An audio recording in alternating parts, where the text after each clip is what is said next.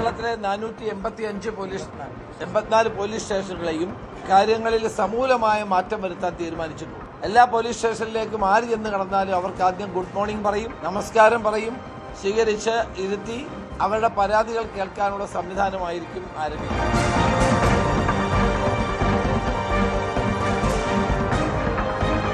വർഷങ്ങളായി കെട്ടിക്കിടക്കുന്ന വാഹനങ്ങൾ ഡിസ്പോസ് ചെയ്യാനുള്ള പോലീസ് ആക്ട് പ്രകാരമുള്ള നടപടികൾ DGP സ്വീകരിക്കുന്നതാണ്. ചുരുക്കത്തിൽ കേരളത്തിലെ 484 പോലീസ് സ്റ്റേഷനുകൾക്കും ഒരു പുതിയ മുഖം ഉണ്ടാകും.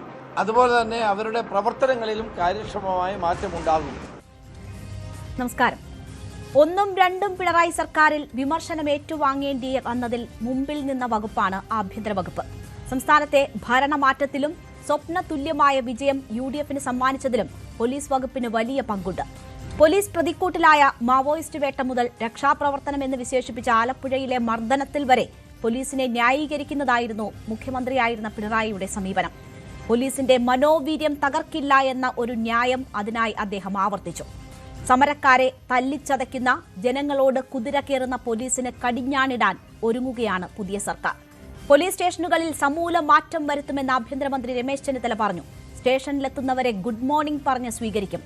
SHO സംവിധാനം മാറ്റുന്നത് പരിഗണനയിൽ. പോലീസ് ട്രെയിനിംഗ് സിലബസ് പരിഷ്കരിക്കുമെന്നും ആഭ്യന്തരമന്ത്രി പറയുന്നു. ലഹരിയുടെ വേരറുക്കാൻ ലക്ഷ്യമിട്ട് operation Toofan the narco hunt പ്രഖ്യാപിച്ചിരിക്കുന്നു. പോലീസിന്റെ മുഖം മാറ്റുമോ പുതിയ നിർദ്ദേശങ്ങൾ? കസേര മാറിയാൽ കാക്കി മാറുമോ? ഈ വിഷയമാണ് നമ്മൾ പരിശോധിക്കുന്നത്. എല്ലാ പ്രേക്ഷകർക്കും സ്വാഗതം.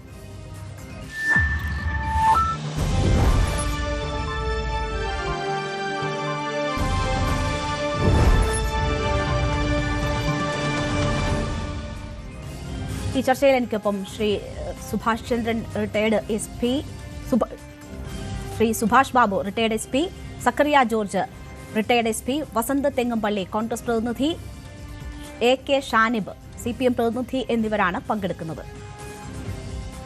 ആദ്യം റിട്ടയർഡ് SP സുഭാഷ് ബാബുവിലേക്ക്. ശ്രീ സുഭാഷ് ബാബു, ആഭ്യന്തരമന്ത്രി ഈ സ്ഥാനം ഏറ്റെടുത്തതിനു ശേഷം 2ാം തവണയായിരുന്നു പോലീസ് ആസ്ഥാനം സന്ദർശിച്ചത്. ഇന്ന് അദ്ദേഹം വളരെ പ്രധാനപ്പെട്ട ചില നിർദ്ദേശങ്ങൾ മുന്നോട്ട് വച്ചിരിക്കുന്നു. അതിൽ ഏറ്റവും പ്രധാനം ലഹരി വ്യാപനം തടയാനുള്ള ശക്തമായ നടപടി ഉണ്ടാകുമെന്ന സന്ദേശമാണ്. അതിൽ തൂഫാൻ എന്ന പേരിൽ ഓപ്പറേഷൻ ആരംഭിക്കുന്ന കാര്യം അദ്ദേഹം സൂചിപ്പിക്കുന്നു. അതിനുശേഷം പോലീസിൽ ചില മാറ്റങ്ങൾ വരുന്നു എന്നതിൻ്റെ സൂചനകൾ നൽകുന്നു. അതിൽ ഏറ്റവും പ്രധാനം ഗുഡ് മോർണിംഗ് പറഞ്ഞ് ആളുകളെ സ്വീകരിക്കുന്നത് മുതലുള്ള പോലീസിന്റെ സമീപനത്തിൽ വരുത്തുന്ന മാറ്റങ്ങളാണ്. പോലീസ് ട്രെയിനിങ്ങിൽ ഉൾപ്പെടെ ആ മാറ്റമുണ്ടാകും എന്ന സൂചനകൾ നൽകുന്നു. ഇപ്പോഴത്തെ പോലീസ് സ്റ്റേഷനുകളുടെ പ്രവർത്തനത്തിൽ ചില മാറ്റങ്ങൾ നിർദ്ദേശിക്കുന്നു. പോലീസിന് ഒരു പുതിയ മുഖം നൽകാൻ ഉതകുന്ന നിർദ്ദേശങ്ങളായാണോ താങ്കൾ ഇതിനെ കാണുന്നത്?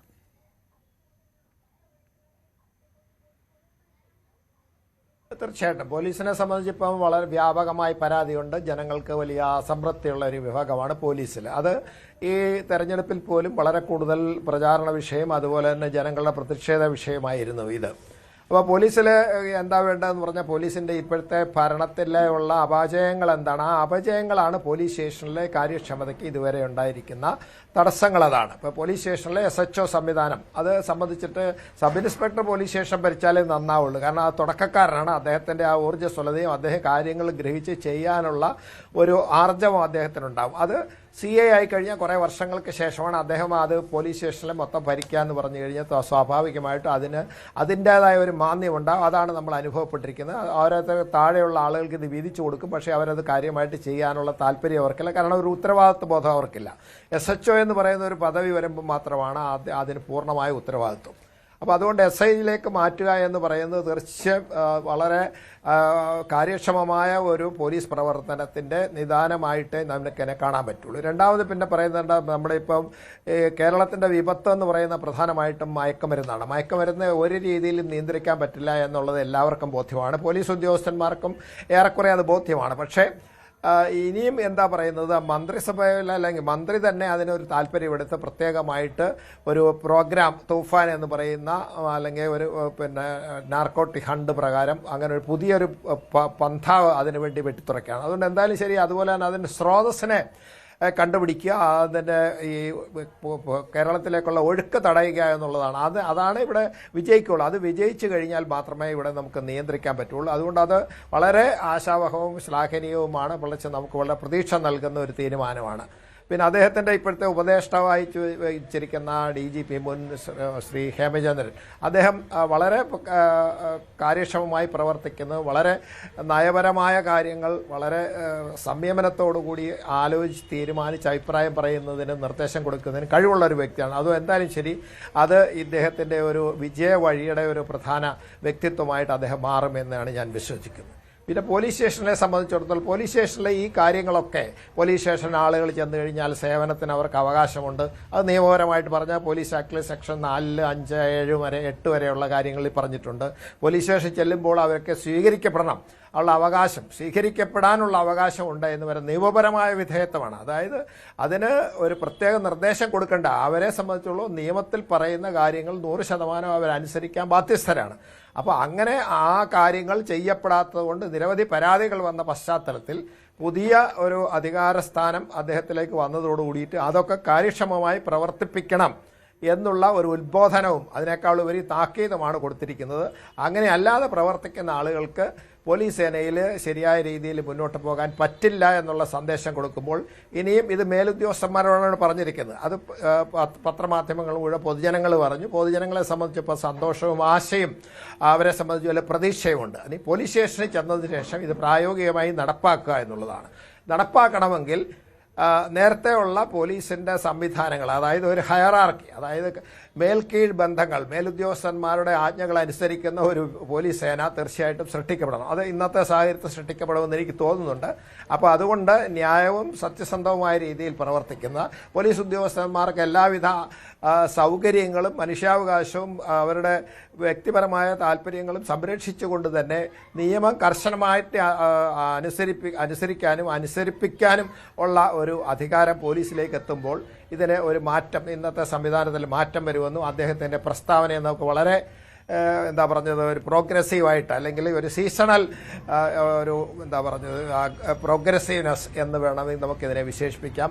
എന്തായാലും ഇത് വളരെ ആശാവഹമായിട്ട് പൊതുജനങ്ങളെ സംബന്ധിച്ച് പൊതുജനങ്ങൾക്ക് വലിയ പ്രതീക്ഷ നൽകുന്നു. അതിനേക്കാളുപരി പോലീസ് ഉദ്യോഗസ്ഥന്മാർ സത്യസന്ധമായി കാര്യക്ഷമമായി പ്രവർത്തിക്കുന്ന പോലീസ് ഉദ്യോഗസ്ഥന്മാർ ഊർജ്ജമാണ്. അതുപോലെ തന്നെ പോലീസ് അവരുടേതായ കർത്തവ്യ നിർവഹണത്തിൻ്റെ ഊർജ്ജം ഉൾക്കൊണ്ട് പ്രവർത്തിക്കണമെന്നുള്ളൊരു സന്ദേശം കൂടെ ഇതിനുള്ളിലുണ്ട്. അതാണ് പോലീസിൻ്റെ കഴിവ്. അത് നഷ്ടപ്പെട്ടു പോയ ചില സാഹചര്യങ്ങളാണ് എപ്പോഴും പോലീസിന് ഈ പരാജയങ്ങളും അനാവശ്യമായ ഈ അതിക്രമങ്ങളും ഒക്കെ ഉണ്ടാകുന്നത്. അത് പോലീസ് ഉദ്യോഗസ്ഥന്മാർ ശരിയായ രീതിയിൽ പോലീസിനെ നിയന്ത്രിച്ച് പ്രവർത്തിപ്പിക്കുക, ഓരോ കാര്യങ്ങളും ശരിയായ നിരീക്ഷണങ്ങളും അവലോകനങ്ങളും അതിനോടൊപ്പം തന്നെ തെറ്റുതിരുത്തൽ പ്രക്രിയകളും ഉണ്ടായ ഒരു സംവിധാനത്തിൽ മാത്രമേ പോലീസ് പ്രവർത്തിക്കുകയുള്ളൂ. അതിന് ചില വ്യതിയാനങ്ങളൊക്കെ സംഭവിച്ചു പോയിരുന്നു. അത് മാറ്റപ്പെട്ട് നല്ല രീതിയിൽ കാര്യക്ഷമമായി പോലീസിനെ പ്രവർത്തിപ്പിക്കാനുള്ളൊരു സന്ദേശം എന്നേ പറയുള്ളൂ. നിയമപരമായ ബാധ്യതയുള്ള കാര്യങ്ങളാണ് അധികവും അദ്ദേഹം പറഞ്ഞിരിക്കുന്നത്. പിന്നെ അവർക്ക് ഊർജ്ജസ്വലമായി പ്രവർത്തിക്കാൻ ഭരണ സംവിധാനത്തിൽ നിന്ന് കാര്യമായ ഇടപെടൽ ഉണ്ടാകില്ല എന്നുള്ളൊരു സന്ദേശം കൂടെ ഇതിനാൽ ഉൾപ്പെട്ടുകൊണ്ട് അതുകൊണ്ട് നമ്മളെ സംബന്ധിച്ചിടത്തോളം അത് സ്വാഗതം ചെയ്യുക എന്നുള്ളതാണ് എന്നെ സംബന്ധിച്ചുള്ള അഭിപ്രായം. തീർച്ചയായും അതിനെ സ്വാഗതം ചെയ്യുകയാണ് മുൻ SP കൂടിയായ അദ്ദേഹം. ശ്രീ സുഭാഷ് ബാബു, ഇവിടെ ഇപ്പോൾ കുറേ അധികം നിർദ്ദേശങ്ങൾ അദ്ദേഹം ഈ ചുരുക്കം ദിവസങ്ങൾക്കുള്ളിൽ തന്നെ മുന്നോട്ട് വെക്കുന്നു. അതനുസരിച്ചുകൊണ്ടുള്ള ഒരു മാറ്റം നമ്മൾ പ്രതീക്ഷിക്കുന്നു. അപ്പോൾ നമ്മൾ ഒന്ന് പുറകിലേക്ക് നോക്കിയാൽ മാറി മാറി വരുന്ന സർക്കാരുകൾ ഇത്തരത്തിലുള്ള നിർദ്ദേശങ്ങൾ പലതും വെക്കാറുണ്ട്. പക്ഷേ അത് എത്രമാത്രം പ്രായോഗിക തലത്തിൽ വരുന്നു എന്നത് വലിയ ഒരു ചോദ്യമാണ്. ഇത് ഇപ്പോൾ ഈ പറഞ്ഞിരിക്കുന്ന ഭരണമാറ്റത്തിൻ്റെതായ ഒരു സാഹചര്യത്തിൽ പറഞ്ഞിരിക്കുന്ന ഈ നിർദ്ദേശങ്ങൾ പൂർണ്ണമായും പ്രായോഗിക തലത്തിൽ വരുത്താൻ പറ്റുന്നതാണ് എന്ന് താങ്കൾ കരുതുന്നുണ്ടോ?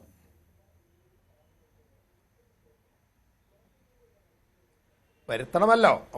വരുത്തില്ലെങ്കിൽ മാത്രമല്ലേ പോലീസിന് ഒരു ഊർജ്ജം വന്നതായിട്ട് ജനങ്ങൾക്കൊരു ബോധ്യം വരുള്ളൂ. ആ ബോധ്യം വരുത്തണമെങ്കിൽ ഇത് നല്ല രീതിയിലുള്ളൊരു എക്സിക്യൂഷൻ, അതായത് ഏത് രീതിയിൽ ഇത് ചെയ്യപ്പെടുന്നു എന്നുള്ളത്, ആ ചെയ്യപ്പെടുന്നത് ആരാണെന്ന് പറഞ്ഞാൽ അനാവശ്യമായ രാഷ്ട്രീയ ഇടപെടൽ ഇല്ലാതിരിക്കുക. അതിനോടൊപ്പം തന്നെ അതിൻ്റെ താഴേക്കടയിലുള്ള പോലീസ് ഉദ്യോഗസ്ഥന്മാർ, DGP, അതുപോലെ തന്നെ ജില്ലാ പോലീസ് മേധാവികൾ, അതുപോലെ അതിനോട് താഴോട്ടുള്ള ഉദ്യോഗസ്ഥന്മാർ, ലോക്കൽ പോലീസ് ജോലി ചെയ്യുന്ന ഉദ്യോഗസ്ഥന്മാർ കാര്യക്ഷമമായി പ്രവർത്തിക്കുക, നിയമപരമായി പ്രവർത്തിക്കുക. അതുപോലെ തന്നെ നിയമത്തിൽ സമൂഹത്തിൽ ചെയ്യുന്ന രീതിയിൽ, അതായത് മൃദുഭാവേ ദൃഢകൃത്യെ, അതായത് മൃദുവായ എല്ലാ രീതിയിലും സൗമനസ്യത്തോടുകൂടി പെരുമാറണം. നേരെ മറിച്ച് കുറ്റകൃത്യം ചെയ്യുന്ന ആളുകൾ ദൃഢമായ പ്രവർത്തികൾ ചെയ്യണം എന്ന് പറയുന്ന ശരിയായ ആ പോലീസിൻ്റെ പ്രവർത്തന തന്ത്രം, ആ പ്രവർത്തന രീതി അവരുടെ പ്രവൃത്തിയിൽ പ്രതിഫലിപ്പിക്കുകയും അതിനെ ഏതെങ്കിലും രീതിയിൽ വീഴ്ച വരുത്തുകയും അതിന് അതിക്രമം ഉണ്ടായ അതാത് സമയത്ത് തിരുത്തുകയും ചെയ്യാനുള്ള മേലധികാരികളുടെ ആർജവവും അവരുടെ കഴിവും അതിനുള്ള അവരുടെ ധൈര്യവും അവർക്ക് വേണ്ട ഊർജം പകർന്നു കൊടുക്കുന്നതിന് അവർക്ക് വേണ്ട സഹായം ചെയ്തു കൊടുക്കുന്നതിനുള്ള രാഷ്ട്രീയ നേതൃത്വത്തിൻ്റെ ഇച്ഛാശക്തി ഉണ്ടായാൽ ഇത് സാധിക്കും. ഇത് സാധിക്കണം. സാധിച്ചില്ലെങ്കിൽ പോലീസ് നന്നാവുമെന്ന് നമ്മൾ പ്രതീക്ഷിക്കേണ്ട എന്നാണ് എൻ്റെ അഭിപ്രായം. ശരി, ഞാൻ താങ്കളിലേക്ക് തിരിച്ചെത്താം. ശ്രീ വസന്ത് തെങ്ങുംപള്ളി കൂടി നമുക്കൊപ്പം ചേരുന്നു, കോൺഗ്രസ് പ്രതിനിധി. ഞാൻ വസന്തിലേക്ക് വസന്ത് തെങ്ങുംപള്ളി നമുക്കൊപ്പം ചേരുകയാണ്. ശ്രീ വസന്ത്, ഇവിടെ ഇപ്പോൾ വലിയ നിർദ്ദേശങ്ങൾ മുന്നോട്ട് വന്നിട്ടുണ്ട്. നേരത്തെ തന്നെ ഈ ആലപ്പുഴയിലെ മർദ്ദനവുമായി ബന്ധപ്പെട്ടുള്ള പുനരന്വേഷണവുമായി ബന്ധപ്പെട്ട് വളരെ പ്രധാനപ്പെട്ട ഒരു തീരുമാനം ആദ്യ മന്ത്രിസഭാ യോഗത്തിൽ എടുക്കുകയും അത് നടപ്പാക്കാനുള്ള നിർദ്ദേശങ്ങൾ നൽകുകയും ചെയ്തു. SIT രൂപീകരിച്ചുകൊണ്ടാണ് അതിൻ്റെ അന്വേഷണം മുന്നോട്ട് പോകുന്നത്. ഇപ്പോൾ ആഭ്യന്തര വകുപ്പ് ഏറ്റവും കൂടുതൽ വിമർശനം ഏറ്റുവാങ്ങിയിരുന്ന വകുപ്പാണ്. അതുമായി ബന്ധപ്പെട്ടുള്ള ഒരു തിരുത്തലിൻ്റെ സൂചനയാണ് ആഭ്യന്തര മന്ത്രി മുന്നോട്ട് വെക്കുന്നത്. താങ്കളെപ്പോലെയുള്ള കോൺഗ്രസ് നേതാക്കളെ സംബന്ധിച്ച്, പ്രവർത്തകരെ സംബന്ധിച്ച്, കോൺഗ്രസിന് വോട്ട് ചെയ്തവരെയൊക്കെ സംബന്ധിച്ച് ഒരു പുത്തൻ ഊർജം ഇത് നൽകുമോ? ഒരു മാറ്റത്തിൻ്റെ സൂചന അദ്ദേഹം നൽകുന്നു. സമൂല മാറ്റമാണ് ലക്ഷ്യമിടുന്നത് എന്ന് വരുന്നു. അത് ആദ്യ ദിവസങ്ങളിൽ തന്നെ ഉണ്ടാകുന്നത് ഒരു പോസിറ്റീവ് സൈനായാണോ താങ്കൾ കാണുന്നത്? കോൺഗ്രസ്സുകാരെ എന്നതിനേക്കാൾ ഉപരി ഇത് ഗുണപ്പെടുക ഡിവൈഎഫ്ഐക്കാർക്കും ഇടതുപക്ഷത്തിനുമാണ്. കാരണം ഇനി വരാൻ പോകുന്ന മിനിമം 5 വർഷത്തേക്ക് സമരം ചെയ്യേണ്ടത്, ഈ പോലീസിനെ നേരിടേണ്ടത്, അവരുടെ ലാത്തിയെ നേരിടേണ്ടത് ഇടതുപക്ഷക്കാരാണ്, അല്ലെങ്കിൽ ഡിവൈഎഫ്ഐക്കാരാണ്. അവരെ സംബന്ധിച്ച് അവർക്ക് മുമ്പിലേക്ക് വരാൻ പോകുന്ന കാക്കിപ്പടയ്ക്ക് അവർ കയറൂരി വിട്ടതുപോലെ ഒരു വേട്ട നായ്ക്കളുടെ സ്വഭാവവും അതിന്റെ രീതിയും വെച്ച് ആക്രോശിച്ചു വരുന്ന ഒരു കൂട്ടമല്ലാതെ കേരളത്തിന്റെ പോലീസിനെ അവർക്ക് ലഭ്യമാക്കുക എന്നുള്ളത് ഞങ്ങളുടെ ഉത്തരവാദിത്തമാണ്. കാര്യം ഞങ്ങൾ പ്രതിപക്ഷത്തെ ബഹുമാനിക്കുകയാണ്, പ്രതിപക്ഷ സംഘടനാ പ്രവർത്തനങ്ങളെ ബഹുമാനിക്കുന്നവരാണ്. അതുകൊണ്ടാണ് ഞങ്ങൾ ഇങ്ങനൊരു മൂവ്മെന്റ് മുമ്പോട്ട് വെച്ചിരിക്കുന്നത്. 2, അങ്ങ് ചോദിച്ചതുപോലെ കോൺഗ്രസിന് വോട്ട് ചെയ്തവരും കോൺഗ്രസ്സായി പ്രവർത്തിച്ചവരും അവർ ഞങ്ങളെ സംബന്ധിച്ച് കഴിഞ്ഞ കാലങ്ങളിലാകെ ഞങ്ങൾ ഈ നാട്ടിലെ ജനങ്ങളുടെ പ്രശ്നങ്ങൾ ഉയർത്തിക്കൊണ്ട് സമരം ചെയ്തപ്പോ അതിന് നേരെ കാട്ടാള നീതി നടപ്പിലാക്കിയവരായിരുന്നു പിണറായിയുടെ പോലീസ്. ആ പിണറായിയുടെ പോലീസിനുള്ളിൽ RSSന്റെ സ്ലീപ്പിംഗ് സെൽ ഉണ്ട് എന്ന് പറഞ്ഞത് ഞങ്ങളല്ല, CPIയുടെ നേതാവ് ആനി രാജയാണ്. RSS കടന്നുകൂടിയിരിക്കുന്നു CPM-നുള്ളിൽ ഇന്ന് വിമർശനം വന്നത് CPM-ന്റെ കൊല്ലം ജില്ലാ സമ്മേളനത്തിലാണ്. അപ്പൊ നോക്കൂ, സംഘവൽക്കരിക്കപ്പെട്ട ഒരു പോലീസ്, ആർക്കും നിയന്ത്രണമില്ലാത്തൊരു പോലീസ്. ആ പോലീസായിരുന്നു കഴിഞ്ഞ 10 വർഷക്കാലം ഇവിടെ അഴിഞ്ഞാടിയത്. അത് ശബരിമല സമരത്തിൽ നമ്മൾ കണ്ടു. ശബരിമലയുടെ മുകളിൽ വത്സൻ തില്ലങ്കേരി നിയന്ത്രിക്കുന്ന പോലീസിനെ നമ്മൾ കണ്ടു. ആലപ്പുഴയിൽ രക്ഷാപ്രവർത്തനം എന്ന് മുഖ്യമന്ത്രി തന്നെ ഓമനപ്പേരിട്ട് താലോലിച്ച് വളർത്തി ഞങ്ങളുടെ ഇപ്പോഴത്തെ നിലവിലെ MLA കൂടിയായിട്ടുള്ള AD തോമസ് അടക്കം, അജയ് ജുവൽ കുര്യാക്കോസ് അടക്കമുള്ള ഞങ്ങളുടെ സഹപ്രവർത്തകരെ കൈകാര്യം ചെയ്യുന്ന പോലീസിനെ നമ്മൾ കണ്ടു. എന്തിനേറെ പറയുന്നു, കൊല്ലത്ത് ചെടിച്ചട്ടിക്ക് ഡിവൈഎഫ്ഐക്കാർ തലക്കടിക്കുമ്പോൾ അതിന് ഓശാന പാടുന്ന പോലീസിനെ നമ്മൾ കണ്ടതാണ്. അപ്പോ പ്രതിപക്ഷ ബഹുമാനം ലവലേശവും ഇല്ലാതെ നരനായാട്ട് നടത്തുകയായിരുന്നു കഴിഞ്ഞ 10 വർഷക്കാലം കേരളത്തിന്റെ പോലീസ്. ആ പോലീസിനെ അങ്ങനെ പേ പിടിച്ച ഒരു കടത്തി പറഞ്ഞാൽ ആ പേ പിടിച്ച നായ്ക്കളെ ഒന്നും അങ്ങനെ ഇനി അങ്ങ് തുറന്നു വിടാൻ കേരളത്തിന്റെ ഗവൺമെന്റ് തീരുമാനിച്ചിട്ടില്ല എന്നതിന്റെ ഉദ്ദേശമാണ്, അല്ലെങ്കിൽ അതിന്റെ സൈറനാണ്, വാർണിംഗ് ആണ് ഇന്ന് ബഹുമാനപ്പെട്ട ആഭ്യന്തര വകുപ്പ് മന്ത്രിയും ഈ കേരളത്തിന്റെ ഗവൺമെന്റും നൽകുന്നത്. ഇനി അങ്ങനെയുള്ള പേ പിടിച്ച നായ്ക്കൾ വേണ്ട, തെരുവിൽ അങ്ങനെ ഓടി നടക്കണ്ട. നായ്ക്കൾക്ക് പേ പിടിച്ചാൽ എന്താ ചെയ്യുക? ഒന്നെങ്കിൽ അവരെ ചികിത്സ നൽകി സ്റ്റെറിലൈസ് ചെയ്ത് അവരെ നാട്ടിൽ നിന്ന് മാറ്റണം. ആ പണി സർക്കാരിന്റെ ഉത്തരവാദിത്തമാണ്. പേ പിടിച്ച പേപ്പട്ടികൾ, ആ പേപ്പട്ടികൾക്ക് വേട്ടയാടാൻ വേണ്ടി ഇട്ടുകൊടുക്കാനുള്ളതല്ല കേരളത്തിലെ ഒരു രാഷ്ട്രീയ പ്രവർത്തകരും, അത് ഡിവൈഎഫ്ഐക്കാരും. ഈ ചർച്ചയിൽ പങ്കെടുക്കുന്ന എന്റെ സഹപ്രവർത്തകൻ ഷാനിബ് അടക്കമുള്ള ഡിവൈഎഫ്ഐക്കാരും കേരളത്തിന്റെ പോലീസിനുള്ളിൽ കടന്നുകൂടിയിരിക്കുന്ന ഈ കൊള്ളരുതായി ഉണ്ടല്ലോ, അവരുടെ മുമ്പിൽ രക്തം ചിന്തേണ്ടവരല്ല എന്ന ബോധ്യം ഞങ്ങൾക്കുണ്ട്. അതിനുള്ള ആക്ഷനാണ് ഞങ്ങൾ എടുക്കുന്നത്. അതിൽ ഇടതുപക്ഷം ഞങ്ങളോട് നന്ദി പറയുകയാണ് വേണ്ടത്. ഈ നന്ദി പറഞ്ഞില്ലെങ്കിലും ഞങ്ങളോട് താതാമ്യപ്പെട്ട് ഈ ആക്ഷനുകളിൽ ഞങ്ങളുടെ കൂടെ നിൽക്കുകയാണ് വേണ്ടത്. കാരണം പോലീസിംഗ് നടപ്പിലാക്കാൻ വേണ്ടി ലാത്തി എടുക്കണമെന്നോ ഫൈബർ ലാത്തിയുടെ ദണ്ട് കൊണ്ട് അടിച്ചാൽ മാത്രമേ പോലീസിംഗ് നടപ്പിലാക്കാൻ പറ്റൂ എന്നുള്ളതൊക്കെ 90കളിലെ 80കളിലെയും ആഖ്യാനമാണ്, അല്ലെങ്കിൽ അന്നത്തെ വിഷയമാണ്. നോക്കൂ, ഞാൻ നേരിട്ട് രേണുവിന്റെ കൂടെ ന്യൂസ് 18ന്റെ ക്യാമറമാനെ വിട്ടാൽ ഞാൻ നേരിട്ട് കൊണ്ടുപോകാം. കാസർഗോഡ് മുതൽ കന്യാകുമാരി വരെ ഓരോ ജില്ലയിലും മിനിമം 100-120 പേർ പോലീസ് അട്രോസിറ്റിയുടെ ഭാഗമായി തലയ്ക്ക്, കാലിന്, കണ്ണിന് ഒക്കെ ക്ഷതമേറ്റ എന്റെ സഹപ്രവർത്തകരുണ്ട്, യൂത്ത് കോൺഗ്രസ്സുകാർ, എന്റെ സഹപ്രവർത്തകർ. ഞാൻ നേരിട്ട് കാണിക്കാം, ചൂണ്ടി കൈതൊട്ട് കാണിച്ചു തരാം. ആലപ്പുഴയിൽ ഈ തലക്കടിയേറ്റ AD തോമസ് ഇന്ന് MLA ആണ്. മൂവാറ്റുപുഴയിൽ എന്റെ ഒരു സഹപ്രവർത്തകന്റെ കണ്ണ് അറിയാമോ? തിരുവനന്തപുരത്ത് മൈക്കിൾ അടക്കമുള്ളവർ, ഈ അംഗവൈകല്യം ബാധിച്ചവർ, ഈ ഡിഫറൻറ്റ്ലി ഏബിൾഡ് ആയിട്ടുള്ളവരെയൊക്കെ പോലീസ് എങ്ങനെയാ കൈകാര്യം ചെയ്തതെന്ന് നമ്മൾ കണ്ടില്ലേ? എറണാകുളത്ത് ലേഡി ആയതുകൊണ്ട് ഒരു എന്റെ ഒരു വനിതാ സഹപ്രവർത്തക അവര് ജീൻസും പാന്റും ഇട്ടുകൊണ്ട് വന്നു. പുരുഷ പോലീസാണ് കൈകാര്യം ചെയ്തത്. അന്ന് അവിടുത്തെ SP ചോദിച്ചെന്താണെന്ന് അറിയുമോ? പെണ്ണാണെന്ന് എങ്ങനെ തിരിച്ചറിയും? ഏത് പാന്റും ഷർട്ടും ഇടാൻ പാടില്ല പെണ്ണിന് എന്നുള്ളതായിരുന്നു അന്നത്തെ പോലീസിന്റെ നയം. ആ നയം ഇനി വേണ്ട. അങ്ങനെയുള്ള പേക്കൂത്തുകൾ ഇനി പോലീസിനുള്ളിൽ വേണ്ട എന്നുള്ളത് കേരളത്തിന്റെ ഗവൺമെന്റിന്റെ തീരുമാനമാണ്. അത് കേരളത്തിലെ ജനതയുടെ തീരുമാനമാണ്. അതുമായി ഞങ്ങൾ മുമ്പോട്ട് പോകും. ശരി, ശ്രീ സക്കറിയ ജോർജ്, നോക്കൂ, ഇവിടിപ്പോ UDF സർക്കാരുകളുടെ കാലമെടുത്താലും LDF സർക്കാരുകളുടെ കാലമെടുത്താലും നമുക്ക് ചൂണ്ടിക്കാണിക്കാൻ ഇതുപോലെയുള്ള പോലീസ് അട്രോസിറ്റീസിന്റെ ഒരുപാട് കാര്യങ്ങൾ ഉണ്ട്. പക്ഷേ അതിൽ നിന്ന് മാറ്റം വേണമെന്ന കാര്യത്തിൽ യാതൊരു സംശയവുമില്ല. കോടിയേരി ബാലകൃഷ്ണൻ ആഭ്യന്തരമന്ത്രിയായിരിക്കുന്ന സമയത്താണ് ജനമൈത്രി പോലീസ് നിലവിൽ വരുന്നത്. പക്ഷേ പിന്നീടും ചൂണ്ടിക്കാണിക്കാൻ പോലീസ് അതിക്രമങ്ങളുടെ നിരവധി അനുഭവങ്ങൾ നമുക്ക് മുന്നിലുണ്ടായി. കഴിഞ്ഞ 10 വർഷക്കാലം എടുത്താൽ മാവോയിസ്റ്റ് വേട്ട മുതൽ ഈ ആലപ്പുഴയിലെ രക്ഷാപ്രവർത്തനം വരെയുള്ള കാര്യങ്ങൾ നമുക്ക് ചൂണ്ടിക്കാട്ടാനുണ്ട്. അവിടെ നിന്ന് ഒരു മാറ്റം വേണമെന്ന കാര്യത്തിൽ യാതൊരു സംശയവുമില്ല. ആ മാറ്റത്തിൻ്റെ സൂചനകൾ ഇന്ന് ആഭ്യന്തരമന്ത്രി മുന്നോട്ട് വെക്കുന്നുണ്ട്.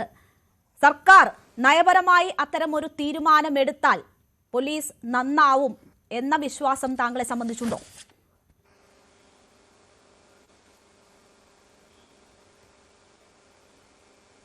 ശ്രീ സക്കറിയ ജോർജ്, ഒന്ന് അൺമ്യൂട്ട് ചെയ്തിട്ട് സംസാരിക്കാമോ?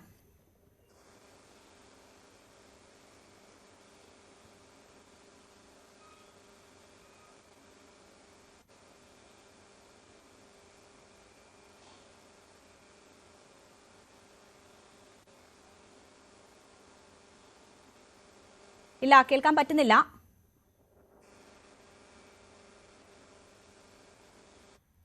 അൺമ്യൂട്ട് ചെയ്തിട്ട് സംസാരിച്ചോളൂ. എന്തോ സാങ്കേതിക പ്രശ്നമുണ്ട് എന്നാണ് മനസ്സിലാക്കുന്നത്. ഞാൻ താങ്കളിലേക്ക് വരാം. ശ്രീ AK ഷാനിബ്, ഇപ്പോൾ പോലീസ് നന്നാകുന്നത് ഏതെങ്കിലും ഒരു പാർട്ടിക്കാർക്ക് മാത്രം വേണ്ടിയല്ല, എല്ലാവർക്കും വേണ്ടിയാണ്. ഇപ്പോൾ DYFIക്കാരുടെ കാര്യം വസന്ത് ചൂണ്ടിക്കാട്ടി.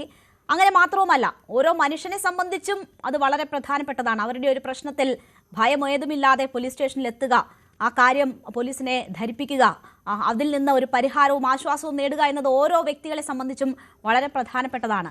അങ്ങനെ ജനങ്ങളുമായി ചേർന്ന് നിൽക്കുന്നതാകണം. ജനസേവന കേന്ദ്രങ്ങളായി തന്നെ പോലീസ് സ്റ്റേഷൻ മാറണം. അവിടെ ഏതെങ്കിലും തെറ്റ് ഈ 2 ഭരണ സമയങ്ങളിൽ ഉണ്ടായിട്ടുണ്ടെങ്കിൽ അത് മാറ്റാൻ ബോധപൂർവമായിട്ടുള്ളൊരു ശ്രമം ആദ്യം തന്നെ ഈ പുതിയ സർക്കാരിന്റെ ഭാഗത്തു നിന്നും ഉണ്ടാകുന്നു എങ്കിൽ അത് സ്വാഗതം ചെയ്യേണ്ടതല്ലേ?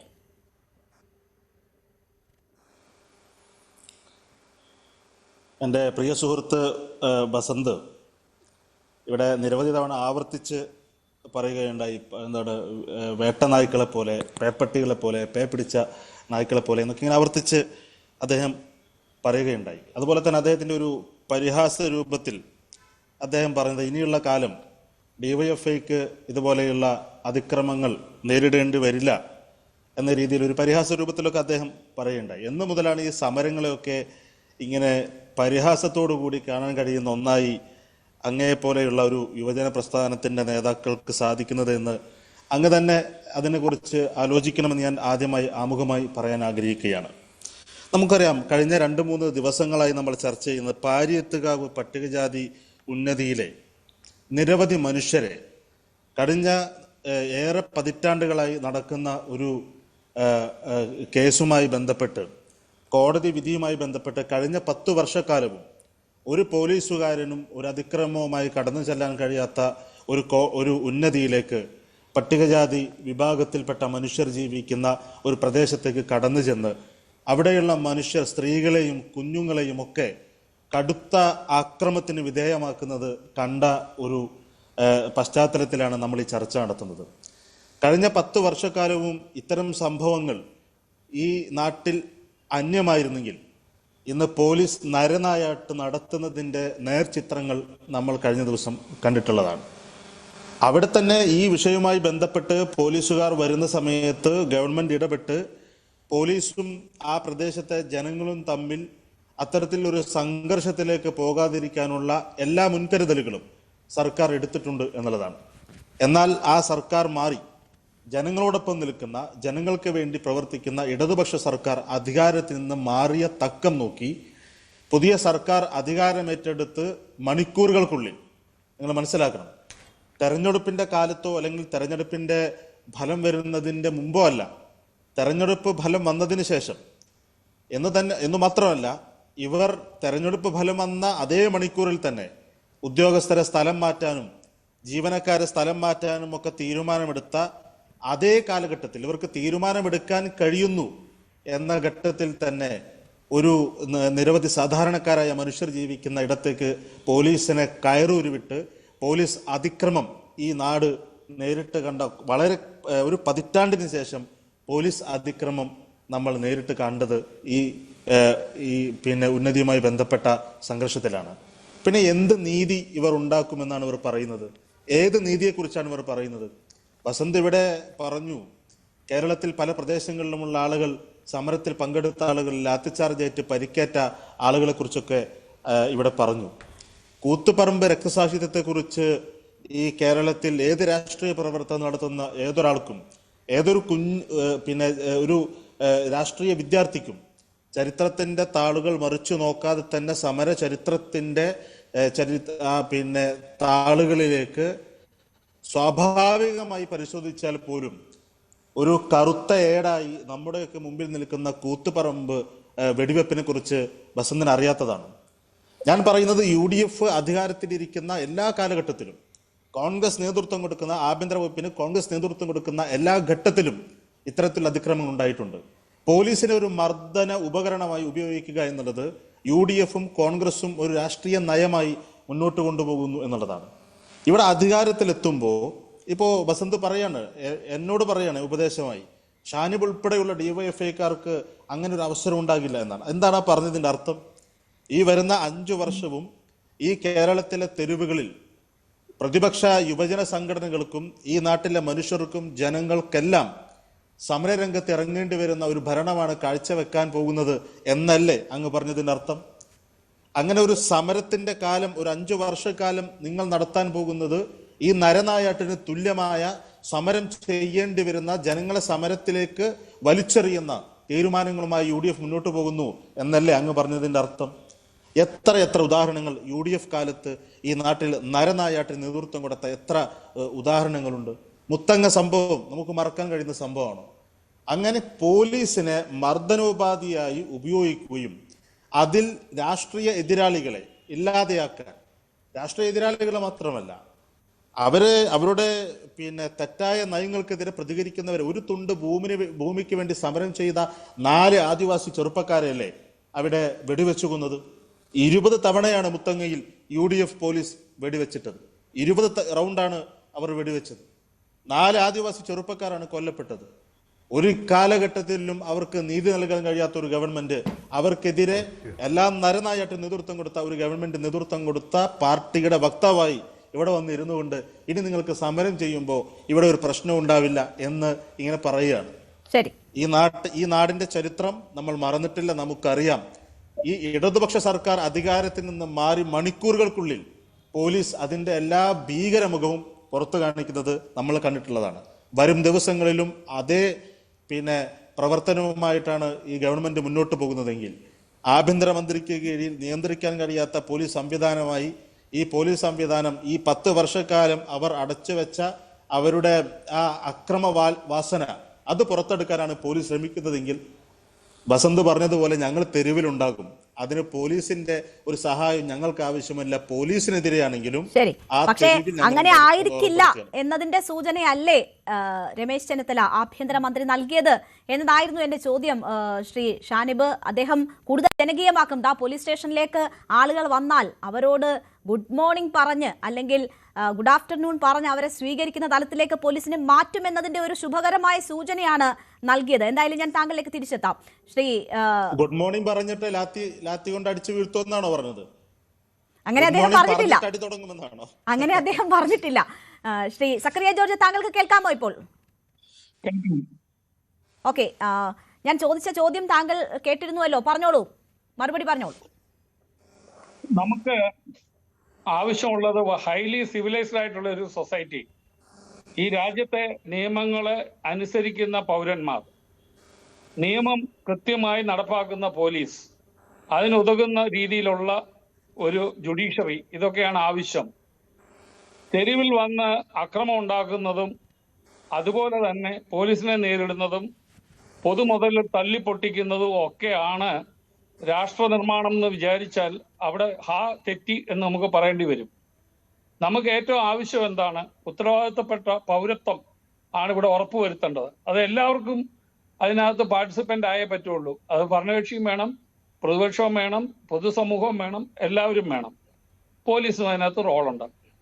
അപ്പോൾ പോലീസ് ഇനി ഏറ്റവും ആവശ്യമായി ചെയ്യേണ്ടത് നിർത്തിവെച്ചിരുന്ന പല കാരണങ്ങൾ കൊണ്ട്, ചിലപ്പം കോവിഡൊക്കെ വന്നു, കമ്മ്യൂണിറ്റി പോലീസിങ് കാര്യമായി തുടങ്ങണം.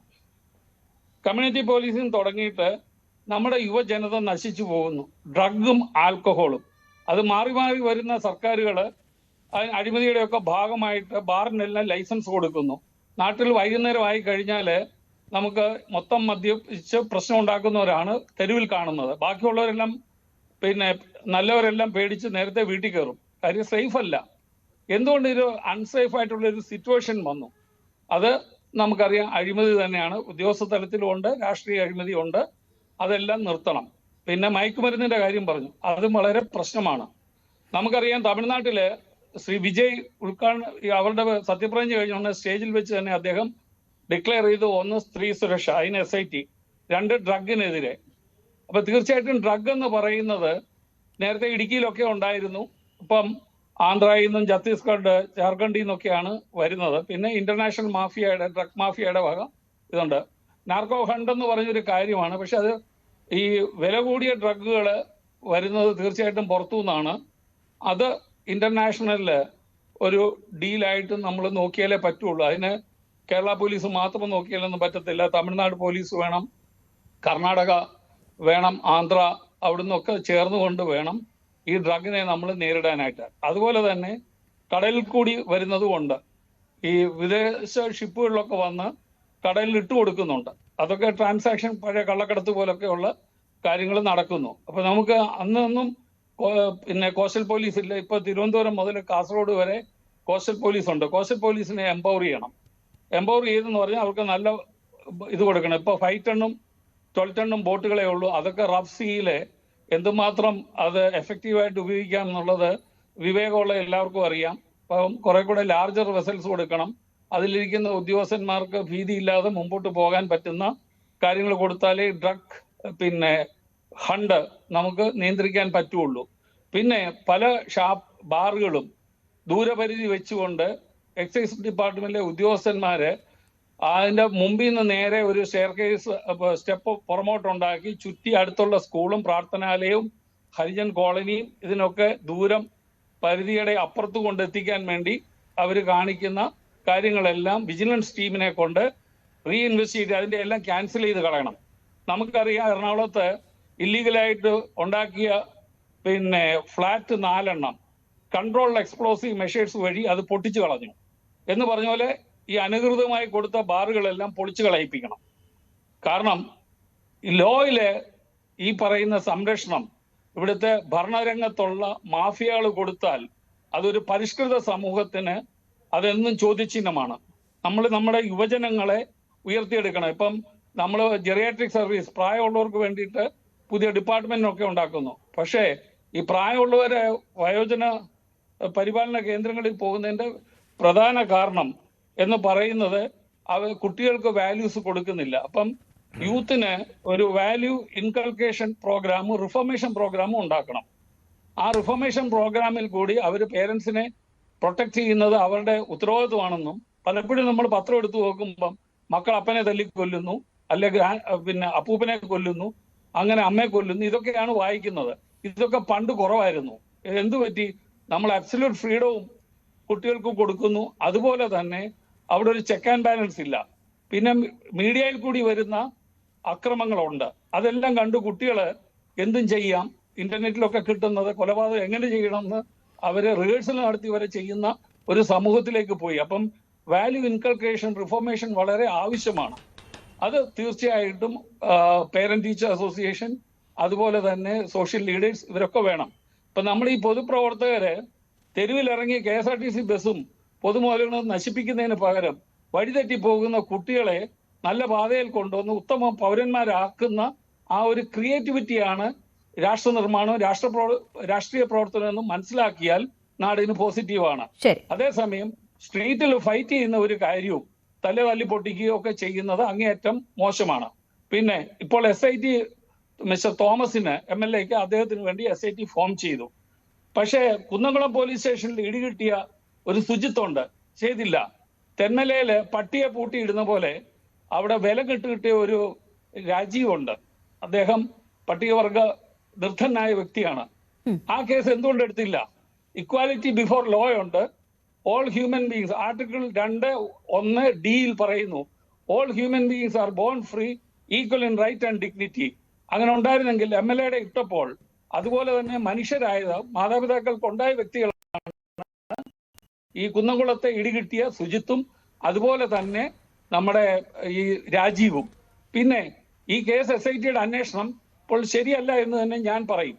കാരണം ആദ്യം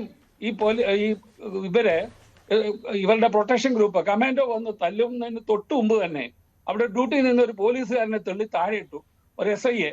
അദ്ദേഹം ഡ്യൂട്ടിക്ക് നിന്ന ആളാണ്, അദ്ദേഹത്തിന്റെ ഡ്യൂട്ടി ഡിറ്റർ ചെയ്തു. അപ്പൊ ആദ്യം എടുക്കേണ്ടത് ആ കേസാണ്.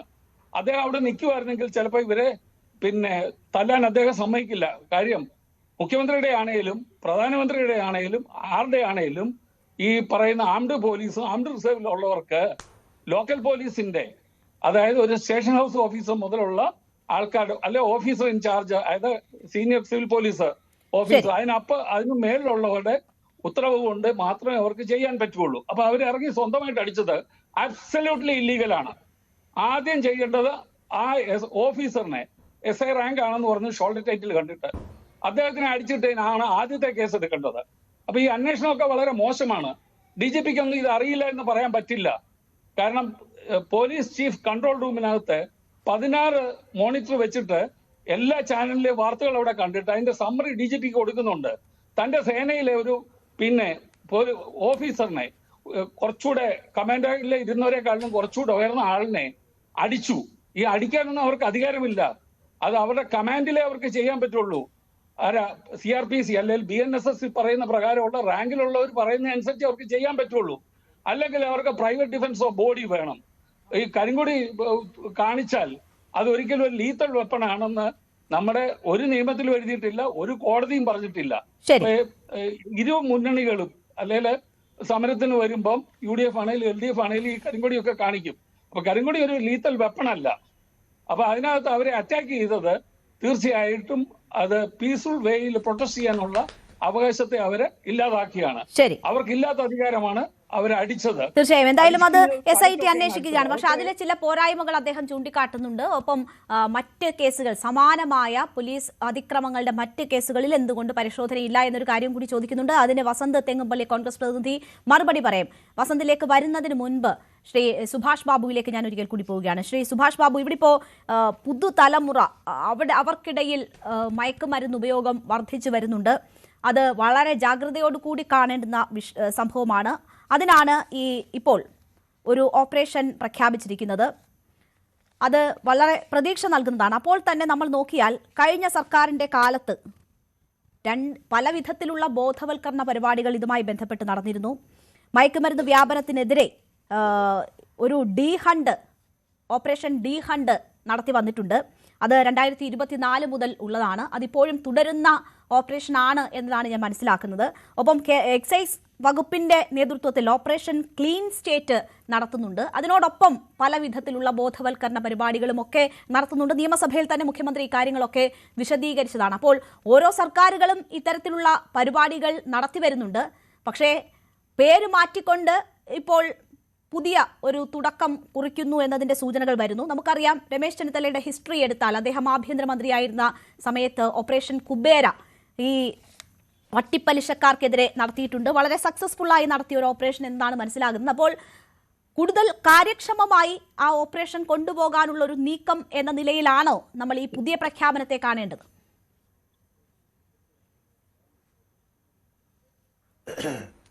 അങ്ങനെ കാണാൻ പറ്റുള്ളൂ. കാരണം ഇപ്പം നമ്മളെ സംബന്ധിച്ചിടത്തോളം കേരളത്തിൻ്റെ ഒരു ശാപമാണ് ഈ മയക്കുമരുന്ന് വ്യാപനം എന്ന് പറയുന്നത്. അത് നമ്മുടെ ചെറുപ്പക്കാർ, യുവജനങ്ങളെ പൂർണ്ണമായിട്ട് കാർന്ന് നിന്ന് നശിപ്പിച്ചുകൊണ്ടിരിക്കുകയാണ്. നമ്മുടെ കുടുംബ സമാധാനവും അതുപോലെ തന്നെ സാമൂഹ്യ സമാധാനവും വളരെ അപകടകരമായ അവസ്ഥയിലേക്ക് ഈ മയക്കുമരുന്നിൻ്റെ വ്യാപനം ഉപയോഗം കൊണ്ട് പോയി കഴിഞ്ഞിരിക്കുന്നു. ഇപ്പം ഇതിനെ നിയന്ത്രിച്ചില്ലെങ്കിൽ ഏതാനും വർഷത്തിനുള്ളിൽ 4-5 വർഷത്തിനുള്ളിൽ കേരളം അപകടകരമായ ഒരു നാർക്കോട്ടിക് സ്റ്റേറ്റ് എന്നുള്ള ഒരു ബഹുമതിയിലേക്ക് പോകുമെന്നാണ് നമ്മൾ മനസ്സിലാക്കുന്നത്. അപ്പോൾ അത് ഏതെങ്കിലും രീതിയിൽ ഇല്ലായ്മ ചെയ്യുക എന്നുള്ളതാണ് ഏറ്റവും വലിയ പൊതുജന സേവനം അല്ലെങ്കിൽ പോലീസിൻ്റെ ഏറ്റവും വലിയ കാര്യക്ഷമമായ പ്രവൃത്തി എന്ന് ഞാൻ മനസ്സിലാക്കുന്നത്. അതുകൊണ്ട് എന്തായാലും ശരി, ഇത് നമുക്ക് വളരെ ആകാംക്ഷയും ഉത്കണ്ഠയും അതിനേക്കാൾ കൂടുതൽ ഭീതി ഉണ്ടാക്കുന്നൊരു സാഹചര്യത്തെ നേരിടാൻ വേണ്ടിയിട്ടാണ് ഇപ്പം ഓപ്പറേഷൻ തൂഫാൻ എന്ന് പറഞ്ഞിട്ട് അത് ഒരു നാർക്കോട്ടിക്സിൻ്റെ വ്യാപനവും വിവരണവും അതുപോലെ തന്നെ നമ്മുടെ ലഭ്യത ഏത് ചാനൽ വഴിയാണ് ഇത് വരുന്നത് അത് തടയും എന്നുള്ളതാണ് പ്രധാന പ്രഖ്യാപനത്തിൽ ഞാൻ കണ്ടത്. അത് തടയുക എന്ന് പറഞ്ഞ് അത്ര ഈസി, വളരെ നിഷ്പ്രയാസം ചെയ്യാൻ പറ്റുന്ന കാര്യമല്ല. അത് അന്യ സംസ്ഥാനങ്ങൾ DGP ആയിട്ട് സഹകരിച്ച് ചെയ്യണമെന്നൊക്കെ അദ്ദേഹം പറയുന്നുണ്ട്. അങ്ങനെ അത് പറ്റുള്ളൂ. പക്ഷേ അങ്ങനെ ചെയ്യുന്ന അവസരത്തിൽ അത് ഫലപ്രദമായിട്ട് കൊണ്ടുവരാൻ സാധിക്കണം. അങ്ങനെ സാധിക്കുന്ന വളരെ ബുദ്ധിമുട്ടുള്ള കാര്യമാണ്. എന്നിരുന്നാൽ തന്നെ ഒരു പരിധിവരെ നമ്മൾ നിയന്ത്രിച്ചാൽ തന്നെ അതിനോടൊപ്പം തന്നെ ഇവിടെ ഈ വിപണനം ചെയ്യുന്ന ആളുകളെ യാതൊരു ദാക്ഷിണ്യമില്ലാതെ നമ്മൾ അവരെ ഈ ഗുണ്ടാ ലിസ്റ്റിലോ അതേമാതിരി വേറെ ഡീറ്റൻഷൻ നമ്മുടെ NDPS പ്രകാരമുള്ള ഡീറ്റൻഷൻ ഓർഡർ തന്നെ പുറപ്പെടുവിക്കാം. അതൊക്കെ വെച്ചിട്ട് വളരെ ശക്തമായ ഒരു നടപടി തീർച്ചയായിട്ടും ഇതിനകത്തുണ്ടാകും. എന്താണ് ഈ തൂഫാൻ്റെ പ്ലാൻ ഓഫ് ആക്ഷൻ എന്ന് പറഞ്ഞിട്ടില്ല. അതെന്തായാലും അടുത്ത ദിവസങ്ങളിൽ ആ പ്ലാൻ ഓഫ് ആക്ഷൻ കാണുമ്പോൾ വെറുതെ നമ്മൾ ഈ പ്രചാരണം കൊണ്ട് അല്ലെങ്കിൽ ഏതെങ്കിലും രീതിയിൽ ബോധവൽക്കരണം കൊണ്ട് നിയന്ത്രിക്കാൻ പറ്റുന്ന ഒരു അവസ്ഥയിലല്ല ഇത്. ബോധവൽക്കരണം ആവശ്യമാണ്. എന്നിരുന്നാലും തന്നെ ഇപ്പോൾ ഉള്ള വ്യാപനം ഏതെങ്കിലും രീതിയിൽ ഒന്ന് തടഞ്ഞു നിർത്തണം, അത് അറസ്റ്റ് ചെയ്ത് നിർത്തണമെങ്കിൽ ശക്തമായ നടപടിയാണ് വേണ്ടത്. അത് പോലീസിനെ സംബന്ധിച്ച് പോലീസ് കഴിഞ്ഞ പ്രാവശ്യം കൂടുതൽ കേസുകളും വലിയ കേസുകളൊക്കെ പിടിച്ചത് മുമ്പൊക്കെ പോലീസായിരുന്നു പിടിച്ചുകൊണ്ടിരുന്നത്. ഇപ്പം നമ്മൾ കൂടുതൽ കാണുന്നത് എക്സൈസ് ഡിപ്പാർട്ട്മെൻറ്റിനെയാണ്. അവർ കാര്യക്ഷമമായി പ്രവർത്തിക്കുന്നുണ്ട്. അത് നമ്മൾ അംഗീകരിച്ചേ പറ്റുള്ളൂ. പക്ഷേ പോലീസ് ഉദ്യോഗസ്ഥരെ സംബന്ധിച്ചിടത്തോളം എക്സൈസ് എന്ന് പറയുന്ന അംഗസംഖ്യ വളരെ വളരെ കുറവാണ്. പക്ഷേ പോലീസ് ഉദ്യോഗസ്ഥരെ അതിന് ഇറങ്ങി തിരിച്ച് അതുപോലെ തന്നെ ഭരണ നേതൃത്വത്തിനുൾപ്പെടെ സീനിയർ പോലീസ് ഉദ്യോഗസ്ഥന്മാരൊക്കെ അതിനകത്ത് താല്പര്യം എടുക്കുകയാണെങ്കിൽ എന്തായാലും ഈ ഓപ്പറേഷൻ തുഫാൻ എന്ന് പറയുന്നത് വിജയപ്രദമായിട്ട് കൊണ്ടുവരാൻ വരും. അതിനകത്തിലെ കാര്യക്ഷമത എന്താണെന്ന് അതിൻ്റെ പ്രോഗ്രാം എന്താണെന്ന് അറിഞ്ഞതിന് ശേഷം നമുക്ക് പറയാൻ പറ്റുള്ളൂ. എന്തായാലും അത് വളരെ ആശാവഹ കാര്യമാണ്. ഇന്ന് ഏറ്റവും പെട്ടെന്ന് നടപടിയെടുക്കേണ്ട ഒരു പ്രശ്നമാണിത്. അതുപോലെ തന്നെ ക്രമസമാധാന പ്രശ്നത്തിൽ പോലീസിൻ്റെ സമീപനം തന്നെ കൂടുതൽ ക്രമസമാധാന പ്രശ്നം ഉണ്ടാകാതെ ഒരു പരിധിവരെ അതിനെ നിയന്ത്രിക്കാൻ സാധിക്കും. അതിന് സമരങ്ങളായാലും ശരി, നമ്മളൊരു സമചിത്തതയോട് സമരത്തിനെ നേരിടും എന്ന് വെച്ചാൽ സമരത്തിൻ്റെ സ്ഥലത്തിൽ അത്തിച്ചാർജ് ഒന്നും ഉണ്ടാവില്ല എന്ന് ആരും സ്വപ്നം കാണണ്ട, ഉണ്ടാവും. കാരണം എന്താണെന്ന് പറഞ്ഞാൽ അക്രമം അതിര് വിട്ടു പോകുന്ന ന്യായമായ മാർഗങ്ങളിലല്ലാതെ നിയമവിരുദ്ധമായ രീതിയിലുള്ള അക്രമങ്ങൾ ഈ സമരക്കാരിൽ നിന്നുണ്ടാകുകയാണെങ്കിൽ പോലീസിന് ആക്ഷൻ എടുത്തേ പറ്റൂ. പോലീസ് ആ സമയത്ത് വെറുതെ നോക്കിയിരിക്കാൻ പറ്റില്ല. നോക്കിയിരുന്നു കഴിഞ്ഞാൽ കൂടുതൽ അപകടകരമായ സാഹചര്യത്തിലേക്ക് വരും. അതുകൊണ്ട് നിയന്ത്രണ വിധേയമായി പോലീസ് വളരെ ശക്തമായ നിയമപരമായ ന്യായവും നീതിയുക്തവുമായ അല്ലെങ്കിൽ ന്യായീകരിക്കപ്പെടാവുന്നതായ ബലപ്രയോഗങ്ങളൊക്കെ പോലീസിനുണ്ടാകേണ്ടി വരും. അതുണ്ടാകില്ല എന്നുള്ള പ്രത്യാശയൊന്നും ആരെങ്കിലും അതിനുള്ള സ്വപ്നമൊന്നും കാണണ്ട. അതുണ്ടാകാതിരിക്കാൻ പറ്റില്ല. എന്തായാലും അത് ഒരു വളരെ നിയമപരമായ നിയന്ത്രണത്തിലൂടെ സ്വയം അത് നിയമത്തിൽ തന്നെ പറയുന്നുണ്ട് ഏതൊക്കെ അത് അനിവാര്യമാണ് എന്നുള്ളത് ഉത്തമ ബോധ്യം വരികയും അത് മറ്റാളുകളെ ബോധ്യപ്പെടുത്താൻ വരുന്നൊരു സാഹചര്യത്തിലാണ് ബലപ്രയോഗം. അതൊക്കെ ഉണ്ടാകും. എന്തായാലും ശരി, നമ്മൾ ഈ പ്രഖ്യാപനങ്ങളെ നമുക്കിപ്പോൾ തുടക്കത്തിലായതുകൊണ്ട് അതിനെ വളരെ താല്പര്യത്തോടു കൂടിയിട്ട് അതിന് വലിയ പ്രതീക്ഷയോട് കൂടിയിട്ട് ശുഭാപ്തി വിശ്വാസത്തോടു കൂടി കാണാമെന്നാണ് എനിക്ക് പറയാനുള്ളത്. തീർച്ചയായും പ്രതീക്ഷയോട് കൂടി തന്നെയാണ് നമ്മൾ കാണുന്നത്. എന്തായാലും ആദ്യ ദിവസങ്ങളിൽ തന്നെ അത്തരം നീക്കങ്ങൾ ഉണ്ടാകുന്നു. രാഷ്ട്രീയ പ്രേരിതമായിട്ടല്ലാതെ നീതിയുക്തമായുള്ള ഇടപെടൽ എല്ലാ വിഷയങ്ങളിലും ഉണ്ടാകണമെന്നതാണ് നമ്മൾ പ്രതീക്ഷിക്കുന്നതും. ശ്രീ വസന്ത് തെങ്ങുംപള്ളി, നേരത്തെ ഇവിടെ സൂചിപ്പിച്ചതുപോലെ തന്നെ അടിയന്തരാവസ്ഥ കാലം മുതൽ ഇങ്ങോട്ടെടുത്താൽ നിരവധി സംഭവങ്ങൾ ചൂണ്ടിക്കാട്ടാനുണ്ട്. രാജൻ കേസ് മുതൽ, മുത്തങ്ങ സംഭവം മുതൽ, ശിവഗിരിയിലെ പോലീസ് നടപടി, ഉരുട്ടിക്കൊലകൾ, അങ്ങനെ നിരവധി സംഭവങ്ങൾ UDF സർക്കാരുകളുടെ കാലത്ത് ഉണ്ടായിട്ടുണ്ട്. ഇപ്പോൾ ഏറ്റവും ഒടുവിൽ ഈ സർക്കാർ അധികാരം ഏറ്റെടുത്തതിന് ശേഷമാണ് ഷാനിബ് സൂചിപ്പിച്ചിട്ടുള്ള ഈ മലയിടം തുരുത്തിലെ പാരിയത്തുകാവിൽ ഉണ്ടായിട്ടുള്ള ഒഴിപ്പിക്കൽ നടപടി നടന്നത്. അവിടെ ഒരു സംഘർഷത്തിലേക്ക് കാര്യങ്ങൾ പോയി. അവർ കരഞ്ഞു വിളിച്ച് അവിടുത്തെ ആ കുടുംബങ്ങളിലുള്ള സ്ത്രീകൾ ഉൾപ്പെടെയുള്ളവർ പറയുന്നു എന്താണ് പോലീസ് അവരോട് ചെയ്തത്, ശരീരത്തിൽ ഇനി മർദ്ദനമേൽക്കാത്ത ഒരു ഇടമില്ല എന്ന തരത്തിലൊക്കെയുള്ള പ്രതികരണങ്ങൾ നമ്മൾ കാണുകയാണ്. അത് കുറച്ചുകൂടി ഗൗരവത്തിൽ ഉള്ള ഇടപെടൽ ആദ്യ മണിക്കൂറുകളിൽ തന്നെ അവിടെ ഉണ്ടാകാമായിരുന്നു. പോലീസ് ഒരു ഘട്ടത്തിൽ പിൻവാങ്ങിയതിനു ശേഷം പിന്നീട് വന്ന് ആക്രമിച്ചു എന്നതുൾപ്പെടെ അവർ പറയുന്നുണ്ട്. അപ്പോൾ പോലീസിന് നിഷ്ക്രിയമായി നോക്കി നിൽക്കാൻ കഴിയുകയില്ല ചില സ്ഥലങ്ങളിൽ എന്ന കാര്യം വ്യക്തമാണ്. പക്ഷേ അവിടെ നീതിയുക്തമായിട്ടുള്ള ഇടപെടൽ ഉണ്ടാകുന്നു എന്ന് ഉറപ്പുവരുത്തുകയാണ് നമ്മുടെ സംവിധാനങ്ങൾ ചെയ്യേണ്ടത്. അവിടെ ആഭ്യന്തരമന്ത്രി ഇന്ന് പറഞ്ഞിരിക്കുന്ന കാര്യങ്ങൾ മുൻകാല തെറ്റുകളിൽ നിന്നുകൂടി പാഠം ഉൾക്കൊണ്ടുകൊണ്ടുള്ളതാണ് എന്ന് കരുതാമോ? അല്ല, അങ്ങനെ രണ്ട് കാര്യങ്ങൾക്ക് ഉത്തരം പറയും. ഇപ്പൊ അടിയന്തരാവസ്ഥ മുതൽ ഇതുവരെ പറയണമെങ്കിൽ ഇനി ചർച്ചയ്ക്ക് അരമണിക്കൂറേ മിച്ചമുള്ളൂ, 1/4 മണിക്കൂറേ മിച്ചമുള്ളൂ, പറയാൻ പറ്റില്ല. രണ്ട് കാര്യങ്ങൾക്ക് ഉത്തരം പറയാം. ഒന്ന്, അങ്ങ് ചോദിച്ച ഈ പറഞ്ഞ police action, nearest police action എവിടെ എറണാകുളത്തുണ്ടായിരുന്നു. അന്ന് അവിടെ ചെന്ന തോറ്റ മുൻ MLA, ഒരു മാസം മുമ്പ് മാത്രം തോറ്റ അവിടുത്തെ MLA ആയിരുന്ന ആളോട് അവിടെയുള്ള ജനങ്ങൾ ചോദിക്കുന്നുണ്ട് കഴിഞ്ഞ 10 വർഷക്കാലം നിങ്ങൾ എന്ത് ചെയ്യുകയായിരുന്നു എന്ന്. അത് തന്നെയാണ് എനിക്ക് കേരളത്തിലെ പോലീസിനോടും അവിടെ ഉള്ളവരോടും ചോദിക്കാനുള്ളത്. ഒന്ന്, അവിടെ ഒരു കോർട്ട് ഓർഡർ ഉണ്ട്. ആ കോർട്ട് ഓർഡറുമായി ബന്ധപ്പെട്ട് എന്തിനാണ് പോലീസിന് ഇത്ര ധൃതി എന്നത് ഞങ്ങൾക്കും ആശങ്കയുണ്ടെന്നേ. ഞങ്ങളുടെ സർക്കാർ സത്യപ്രതിജ്ഞ ചെയ്ത് ആഭ്യന്തര വകുപ്പിന്റെ മന്ത്രി ഓഫീസിൽ എത്തുന്നതിന് മുമ്പ് അവിടെ ഒരു പോലീസ് ആക്ഷൻ ഉണ്ടാകുന്നു. ആ പോലീസ് ആക്ഷൻ ഉണ്ടാകുമ്പോൾ അതിൽ ആഭ്യന്തര വകുപ്പിനും ഏതാണ്ട് മണിക്കൂറുകൾക്ക് മുമ്പ് മാത്രം ചാർജ് ഏറ്റെടുത്ത കേരളത്തിന്റെ പുതിയ സർക്കാരിനുമാണ് പഴി എന്ന് പറഞ്ഞാൽ, അങ്ങനെ പഴി ഉണ്ടാക്കാൻ വേണ്ടി പോലീസ് അസോസിയേഷനിലെ ചിലർ അമിതാവേശവും അമിത ഭക്തിയും കാണിച്ചിട്ടുണ്ടോ എന്ന് ഞങ്ങൾക്ക് സംശയമുണ്ട്. ആ വിഷയത്തിൽ ദ്രുതഗതിയിൽ ആഭ്യന്തര വകുപ്പ് മന്ത്രി ഇടപെട്ടിട്ടുണ്ട്, ആഭ്യന്തര വകുപ്പ് ഇടപെട്ടിട്ടുണ്ട്, തുടർന്ന് അങ്ങോട്ടുണ്ടാകും. ഇനി കൂത്തുപറമ്പ്, അതൊന്ന് ഓർമ്മിപ്പിക്കാം. അങ്ങനെ എനിക്ക് 1 മിനിറ്റ് തന്നാൽ മതി. പ്രിയപ്പെട്ട ഷാനിബ് CPM ചേർന്നിട്ട് അധികമായിട്ടില്ലാത്തതുകൊണ്ട് അദ്ദേഹം പൂർണ്ണമായി അവരുടെ ചരിത്രം പഠിച്ചിട്ടില്ല, കുറച്ചൊക്കെ അങ്ങ് വിഴുകിക്കളഞ്ഞു. ആരാ ഷാനിബെ? റവാഡ A ചന്ദ്രശേഖരൻ, വെറുതെ അല്ല കേട്ടോ, Ravada Azad Chandrasekharan versus state of Kerala case കേട്ടിട്ടുണ്ടോ? 94 അങ്ങനെ ഒരു കേസ് കേരളത്തിന്റെ ഹൈക്കോടതിയിൽ ഉണ്ട്. 97 കേരളത്തിന്റെ ജുഡീഷ്യൽ കമ്മീഷൻ ആ റവാഡ ആസാദ് ചന്ദ്രശേഖരനെതിരെ ഒരു റിപ്പോർട്ട് നൽകുന്നുണ്ട്. എന്താ റിപ്പോർട്ട്, എന്താ കേസ്? റവാഡ ആസാദ് ചന്ദ്രശേഖരന്റെ നേതൃത്വത്തിലാണ് അങ്ങ് നേരത്തെ പറഞ്ഞ ഈ 5ഓളം വരുന്ന കൂത്തുപറമ്പിലെ രക്തസാക്ഷികളുണ്ടല്ലോ, ആ രക്തസാക്ഷികളെ വെടിവെച്ചു കൊന്നത് എന്ന്. 1. 2, കഴിഞ്ഞ കാലങ്ങൾ വരെ ഈ ഡിവൈഎഫ്ഐ സഖാക്കൾ പുഷ്പനെ അറിയാമോ, ഞങ്ങളുടെ പുഷ്പനെ അറിയാമോ എന്ന് പാടി നടക്കില്ലേ എല്ലാ തെരഞ്ഞെടുപ്പ് വേദികളിലും? ആ പാട്ടിന് ആസ്പദമായ പുഷ്പനെ ബെഡ്റിഡനാക്കിയത് റവാഡ ആസാദ് ചന്ദ്രശേഖരനാണ്. ആ റവാഡ ആസാദ് ചന്ദ്രശേഖരനെ പോലീസ് തലപ്പത്ത് കൊണ്ടുവന്ന് ചുമപ്പൻ പരവതാനിയിട്ട് ആനയിച്ചിരുത്തിയത് പിണറായിയുടെ പോലീസാണ് എന്നത് അങ്ങ് മറക്കേണ്ട.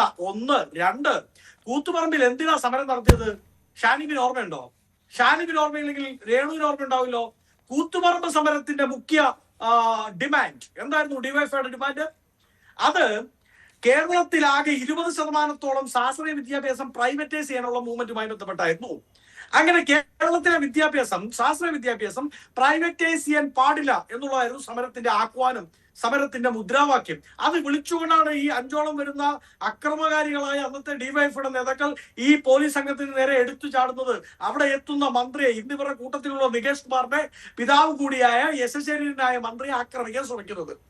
എന്നാൽ കേരളത്തിന്റെ ചരിത്രത്തിൽ ശാസ്ത്രീയ വിദ്യാഭ്യാസം 100% പ്രൈവറ്റൈസ് ചെയ്ത ഗവൺമെന്റ്, ആ ഗവൺമെന്റിന്റെ പേരെന്താ? ന്യൂസ് 8ന്റെ ആർക്കൈവ്സിലുണ്ട്, ഞാൻ പറയാം. അത് 1ാം പിണറായി വിജയൻ ഗവൺമെന്റിന്റെ ക്യാബിനറ്റ് ആണ്. 1ാം പിണറായി വിജയന്റെ ക്യാബിനറ്റ് ഡിസിഷൻ ആണ് കേരളത്തിലെ ശാസ്ത്രീയ വിദ്യാഭ്യാസം 100% പ്രൈവറ്റൈസ് ചെയ്തത്. എപ്പോൾ? പുഷ്പൻ മരിക്കുന്നതിന് മുമ്പ്. പുഷ്പൻ ബെഡ്റിഡനായി കിടന്ന് അവിടെ കിടന്ന് നിങ്ങളുടെ ഡിവൈഎഫ്ഐ സഖാക്കൾ, എന്റെ സുഹൃത്തുക്കളായ വസീഫും നമ്മുടെ ഷാനിബും ഒക്കെ അവിടെ പോയി പുഷ്പനെ അറിയാമോ എന്ന് പുഷ്പനോട് തന്നെ ചോദിക്കുന്ന സമയത്ത് പുഷ്പൻ എന്തിനു വേണ്ടിയാണോ സമരം ചെയ്തത്, ആ സമരത്തിന്റെ ആവശ്യകതയെ പൂർണ്ണമായി തള്ളിക്കൊണ്ട് 20% പകരം 100% പ്രൈവറ്റൈസ് ചെയ്ത് കൂട്ടാനാണ് നിങ്ങളുടെ സമരത്തെ പറ്റിയാണ് പറയുന്നത്. ഇനി മറ്റൊരു സമരം കൂടി അതുമായി ബന്ധപ്പെട്ട് ഓർമ്മിപ്പിക്കാം. ശ്രീനിവാസനെ, പ്രിയപ്പെട്ട എഡ്യൂക്കേഷൻ സ്പെഷ്യലിസ്റ്റ് ആയിരുന്ന ശ്രീനിവാസന്റെ മുഖത്തടിക്കുന്ന SFI നിങ്ങൾക്ക് ഓർമ്മയുണ്ടോ? എന്തായിരുന്നു അന്നത്തെ ആവശ്യം? വിദേശ വിദ്യാഭ്യാസം ഇവിടേക്ക് കൊണ്ടുവരുന്നതുമായി ബന്ധപ്പെട്ട ചർച്ച ചെയ്യലായിരുന്നു. എന്നാൽ അതും കൊണ്ടുവന്നത് നിങ്ങൾ ബഡ്ജറ്റ് പ്രഖ്യാപിച്ചുകൊണ്ടാണ്. അപ്പോ ഒരു കാലത്തും ഏറ്റെടുത്ത സമരങ്ങളോട് നീതി പുലർത്താത്തവരാണ് കേരളത്തിലെ കമ്മ്യൂണിസ്റ്റ് പ്രസ്ഥാനം. അപ്പോ ആ കമ്മ്യൂണിസ്റ്റ് പ്രസ്ഥാനം അന്ന് വെടിവെക്കാൻ ഉത്തരവിട്ട, അന്ന് വെടിവെക്കാൻ കൂടെ നിന്ന, കേരളത്തിന്റെ നിയമ സംവിധാനത്തിലെ ഏറ്റവും മൈൽ സ്റ്റോൺ ആയ ഒരു കേസ് പോലുമുള്ള റവാഡ ആസാദ് ചന്ദ്രശേഖരനെ ഓമനിച്ച് താലോലിച്ച് നിങ്ങൾക്ക് ഇനി കൂത്തുപറമ്പ് എന്നൊരു വാക്ക് പറയാൻ ലേശം ഉളുപ്പ് വേണ്ടേ? കുറച്ച് ആത്മാഭിമാനം എന്ന് പറഞ്ഞ സാധനം വേണ്ടേ? പല്ല് പൊളിക്കുന്നില്ലേ വീണ്ടും വീണ്ടും? അല്ല, നിക്ക് നിങ്ങൾക്ക് കുറച്ച് പല്ല് പൊളിക്കുന്നില്ലേ വീണ്ടും വീണ്ടും? കൂത്തുപറമ്പിലെ രക്തസാക്ഷികൾ എന്ന് പറയുമ്പോ അവരുടെ ആത്മാക്കൾ, അവരുടെ വിധവകൾ, അവരുടെ അനാഥരാക്കപ്പെട്ട കുട്ടികൾ നിങ്ങളെ നോക്കി കൊഞ്ഞനം കുത്തും. അത്രമാത്രം വൃത്തികൾ അവരോട് കാണിച്ചിട്ട് പിന്നീട് വീണ്ടും വീണ്ടും കൂത്തുപറമ്പെന്ന് പറയാം. ഇനി ഒരു കാര്യം ഞാൻ വളരെ 10 സെക്കൻഡിൽ അവസാനിപ്പിക്കാം കേട്ടോ. ഞാൻ വളരെ അടിസ്ഥാനം ഇട്ടുകൊണ്ട് പറയാം, കേരളത്തിന്റെ പോലീസ് UDF കാലത്ത് അയ്യോ പാവമായിരുന്നേ എന്നൊരു അഭിപ്രായം എനിക്കില്ല.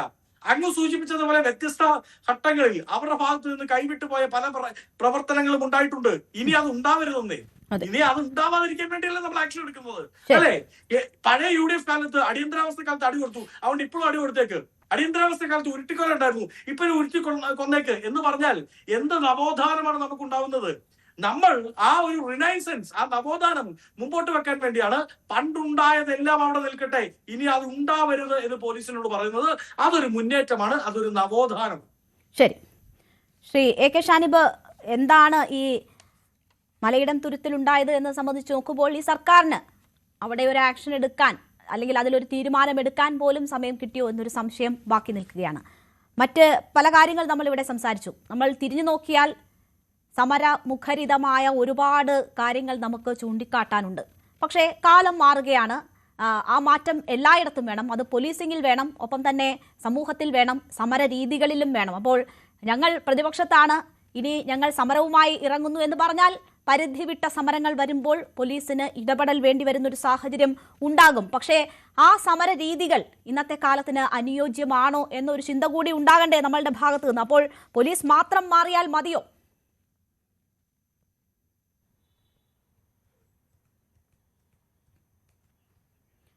ഷാനിബ് മ്യൂട്ടാണ്, അൺമ്യൂട്ട് ചെയ്തിട്ട് സംസാരിക്കും. അദ്ദേഹം ആക്ഷേപ രൂപത്തിലാണ് കുറെ കാര്യങ്ങൾ ഇവിടെ അവതരിപ്പിച്ചത്. കേൾക്കുന്നുണ്ടോ? കേൾക്കാം. ഹലോ, കേൾക്കാം, പറഞ്ഞോളൂ. ഞാൻ തുടക്കത്തിൽ തന്നെ സൂചിപ്പിച്ചത് എന്താണ്, ഏത് ഉദ്യോഗസ്ഥന്റെ നേതൃത്വത്തിൽ എന്നതിനേക്കാൾ UDFന്റെ നയം അതാണെന്ന് സൂചിപ്പിക്കുന്നതിന് വേണ്ടിയാണ് ഞാൻ മുത്തങ്ങയിലെയും കൂത്തുപറമ്പിലെയും സംഭവം ഒരു ഉദാഹരണമായി നിങ്ങളുടെ മുമ്പിൽ പറഞ്ഞത്. ഏതെങ്കിലും ഒരു ഉദ്യോഗസ്ഥന്റെ തലയിൽ മാത്രം അതിൻ്റെ ഉത്തരവാദിത്വം പൂർണ്ണമായി ഏൽപ്പിച്ച് UDFന് അതിൽ നിന്ന് ഒഴിഞ്ഞു മാറാൻ കഴിയുമെന്ന് അങ്ങ് വിശ്വസിക്കുന്നുണ്ടാകും. UDFന് വേണ്ടി, കോൺഗ്രസിന് വേണ്ടി സംസാരിക്കുന്ന വസന്തൻ അങ്ങനെ ഒരു ഏതെങ്കിലും ഉദ്യോഗസ്ഥന്റെ തലയിൽ അതെല്ലാം വെച്ച് പിന്മാറാം, അല്ലെങ്കിൽ അതിൽ നിന്ന് രക്ഷപ്പെടാമെന്ന് അങ്ങ് കരുതുന്നുണ്ടാവും. ഞാൻ ഇപ്പോഴും ആവർത്തിച്ച് പറയുന്നത് അത് UDFന്റെ പോലീസ് നയത്തിന്റെ ഭാഗമായി നടക്കുന്നു എന്നുള്ളതാണ്. അതിൻ്റെ സൂചനയാണ് ഈ മണിക്കൂറുകൾക്കുള്ളിൽ, ഇടതുപക്ഷം അധികാരത്തിൽ നിന്ന് മാറ്റപ്പെട്ട് മണിക്കൂറുകൾക്കുള്ളിൽ പോലീസിന്റെ സ്വഭാവത്തിൽ വരുന്ന മാറ്റം എന്ന് പറയുന്നത്.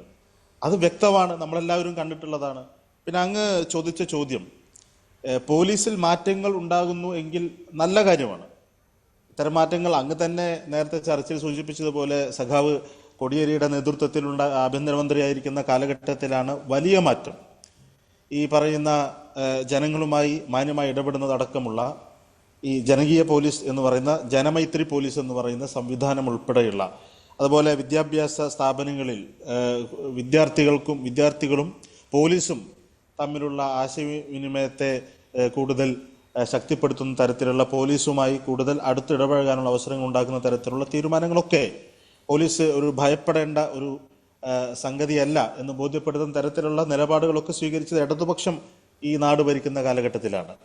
UDF അധികാരത്തിൽ എത്തുന്ന സമയത്ത് ഞാനത് മനസ്സിലാക്കുന്നത് അതിൻ്റെ യഥാർത്ഥ കാരണം UDF ഒരു കേഡർ സംവിധാനമില്ലാത്ത ഒരു ആൾക്കൂട്ടം എന്ന നിലയിൽ രാഷ്ട്രീയ എതിരാളികളെ നേരിട്ട് സമരരംഗത്ത് എതിർചേരി നിൽക്കുന്ന ആളുകൾ രാഷ്ട്രീയ സമരരംഗത്തേക്ക് ഇറങ്ങുമ്പോൾ ആ സമരരംഗത്തുള്ള സമര പോരാളികൾക്കെതിരെ നിൽക്കാൻ UDFന് സ്വന്തമായി കഴിവില്ലാതെ വരുമ്പോൾ, കോൺഗ്രസ് പാർട്ടിക്ക് സ്വന്തം കഴിവില്ലാതെ വരുമ്പോൾ പോലീസ് സേന ഉപയോഗിക്കുന്നു എന്നുള്ളതാണ്.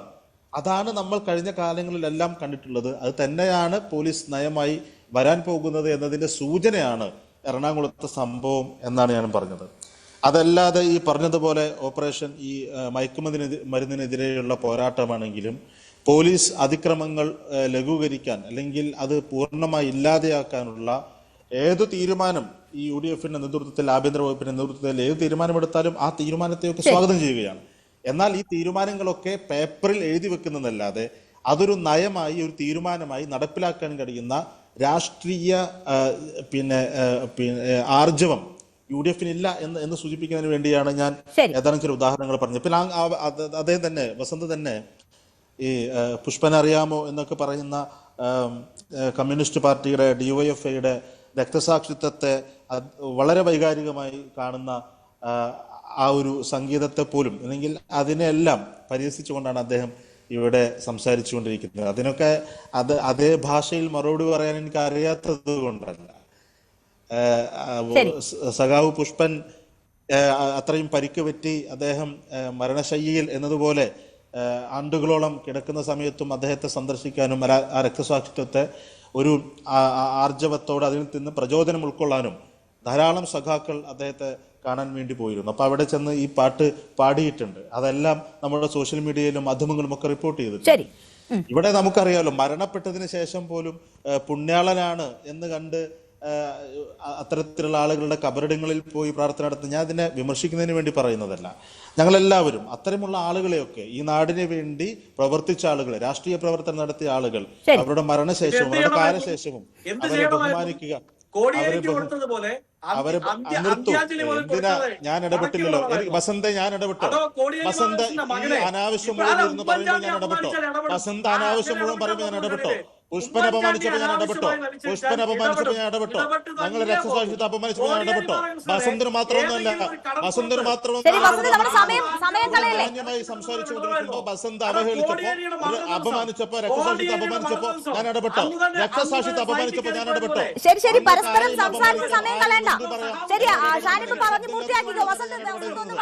നിങ്ങൾ പറഞ്ഞുകൊണ്ടിരിക്കുമ്പോൾ ഞാൻ ഇടപെടാതിരുന്നത് എന്റെ മാന്യതയാണ്. ആ മാനത കാണിക്കാൻ നിങ്ങൾ തയ്യാറാവണം, വസന്തും തയ്യാറാകണം. എനിക്ക് ഇടപെടാൻ കഴിയില്ല. എനിക്ക് ഇടപെടാൻ കഴിയില്ലാത്തതുകൊണ്ടാണ് ഞാൻ രക്തസാക്ഷികളെയും ഞങ്ങളുടെ നേതാക്കളെയും ഈ നാടിന് വേണ്ടി പോരാട്ടം നടത്തിയ ആളുകളൊക്കെ വേണ്ടി സംസാരിക്കുമ്പോൾ നിങ്ങൾ അപമാനിക്കുമ്പോൾ ഞാനത് മിണ്ടാതിരുന്നത് ഇടപെടാൻ പറ്റാത്തത് കൊണ്ടല്ല.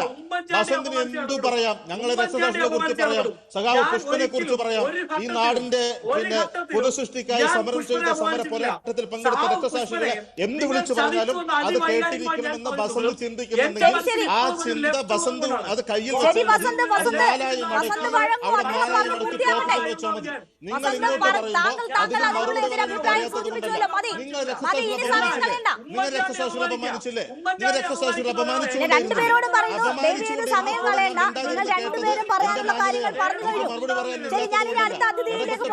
അറിയാത്തത് കൊണ്ടല്ല.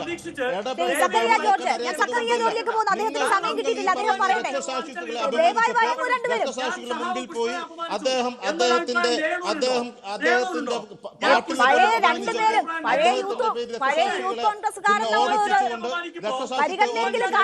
ആ പോരാട്ടത്തെ ഓർമ്മിച്ചുകൊണ്ട് ഞങ്ങളുടെ രക്തസാക്ഷികളെ ഏറെ ബഹുമാനിച്ചുകൊണ്ട് സംഗീതാലാപനം നടത്തുമ്പോൾ സാധിക്കുമെങ്കിൽ അതുപോലെ തിരിച്ചു പറയാൻ എനിക്കും സാധിക്കുന്ന ഒരു സൂചന മാത്രം തന്നതാണ്. അതുപോലെ തിരിച്ചു പറയാൻ എനിക്കും സാധിക്കും. നിങ്ങൾ എന്തിനാണ് രക്തസാക്ഷികളെ അപമാനിച്ചത്? അവിടെ പോയി പിന്നെ രക്തസാക്ഷിയായി കിടക്കുന്ന, അല്ലെങ്കിൽ നിങ്ങൾ എത്ര ആളുകൾ മരണപ്പെട്ട ആളുകൾ കോൺഗ്രസിന്റെ നേതാക്കൾ മരണപ്പെടുമ്പോൾ ഇല്ല മരിച്ചിട്ടില്ല എന്ന് പറയുന്ന വിളിക്കാറില്ല. ഇല്ല മരിച്ചിട്ടില്ല എന്ന് പറഞ്ഞ് മുദ്രാവാക്യം വിളിക്കുമ്പോൾ അതിനർത്ഥം ആ നേതാക്കൾ മരിച്ചിട്ടില്ല എന്നാണ്. നിങ്ങൾ കോൺഗ്രസ് നേതാക്കളുടെ മരണവുമായി ബന്ധപ്പെട്ട ചടങ്ങുകൾ ഇല്ല മരിച്ചിട്ടില്ല എന്ന് മുദ്രാവാക്യം വിളിച്ചാൽ രക്തസാക്ഷിത്വത്തെ അപമാനിക്കുകയാണ്. ശ്രീ സക്കറിയ ജോർജ്, ഞാൻ അതിലേക്ക് ഇടപെടുന്നില്ല.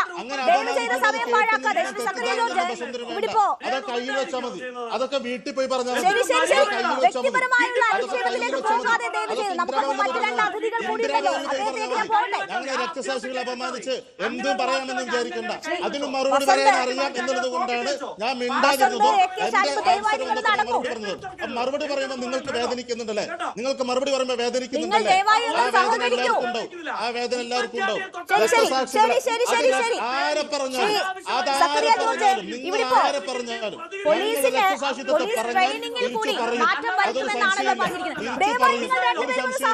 ഞങ്ങൾ രക്തസാക്ഷികളെ കുറിച്ച് പറഞ്ഞുകൊണ്ടേയിരിക്കും. ഒരു സംശയമില്ല. ഞങ്ങൾ രക്തസാക്ഷികളെ അപമാനിക്കാൻ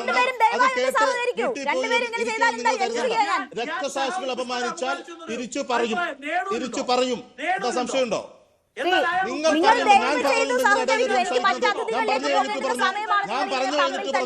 ഞാൻ പറഞ്ഞു കഴിഞ്ഞിട്ട് പറഞ്ഞു ആ പരിപാടി വേണ്ട. ഞാൻ പറഞ്ഞു കഴിഞ്ഞിട്ട് ഇല്ലല്ലോ, ഞാൻ പൂർത്തിയാക്കുന്നതിന് ഇടയിൽ കയറി പറയല് ചെയ്തത്.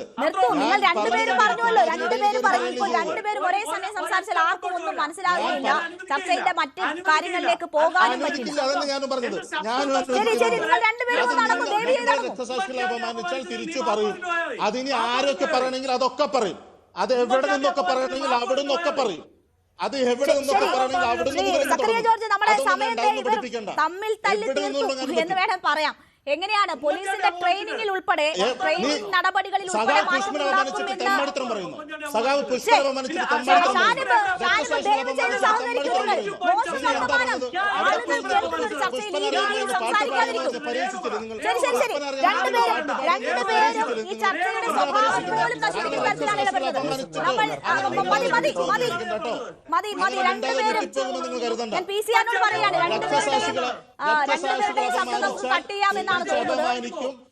നമ്മളുടെ സമയം പൂർണ്ണമായും അവസാനിച്ചിരിക്കുന്നു. ക്ഷമിക്കുക ശ്രീ സക്കറിയ ജോർജ്, എനിക്ക് താങ്കളിലേക്ക് വരാൻ പറ്റിയില്ല. ദയവ് ചെയ്ത് താങ്കൾ എന്നോട് ക്ഷമിക്കുക.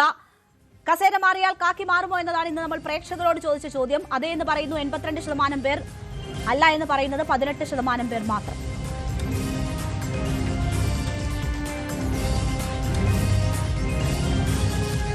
ടൈം ഡിബേറ്റ് പൂർണ്ണമാകുന്നു.